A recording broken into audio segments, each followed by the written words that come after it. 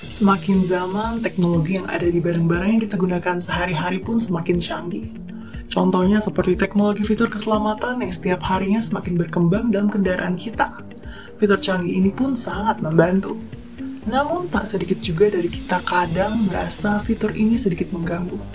Baik karena kadang error, terlalu lantang, atau alasan lainnya, sehingga membuat kita mematikan fitur keselamatan yang ada. Jika demikian, apakah aman-aman saja untuk mematikan fitur keselamatan di kendaraan? Coba simak di sudut kemudi kali ini. Diketahui dari survei yang telah dilakukan oleh organisasi non-profit asal Inggris, yang mana adalah Break, terdata bahwa lebih dari setengah yang berjumlah 2.000 responden pemilik mobil di Eropa mengaku tidak menggunakan fitur-fitur keselamatan canggih di mobil mereka, karena alasan mengganggu dan menyebalkan. Sebanyak 41% pengemudi mematikan sistem bantuan pengemudi tingkat lanjut, seperti lane keeping assistance dan sensor hingga kamera mundur.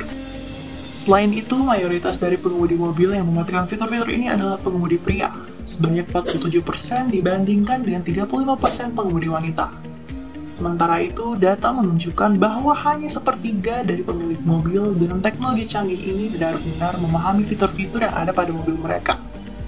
Walaupun begitu, hampir setengah dari responden menganggap fitur keselamatan ini sebagai hal yang penting saat membeli mobil baru. Sebanyak 46% calon pembeli mobil baru memprioritaskan keselamatan sebagai faktor utama dalam pembelian mereka. Agak ironi ya guys. Karena adanya survei ini, Break pun mendesak pemerintah untuk mempertimbangkan bukti-bukti ini dan mengikuti langkah Eropa dan membuat fitur keselamatan ini wajib pada semua kendaraan baru di Inggris. Sebenarnya kita pun tidak usah mikir jauh-jauh ya guys, karena dari namanya saja fitur keselamatan. Ketika kita berkendara, kita kan tidak tahu apakah kita akan selalu aman.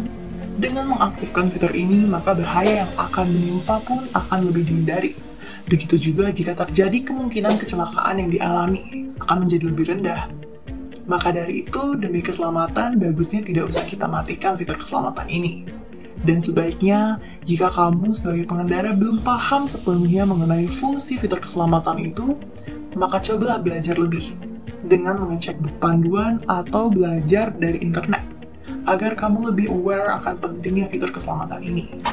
Sekian video dari Otosia kali ini, see you on next video.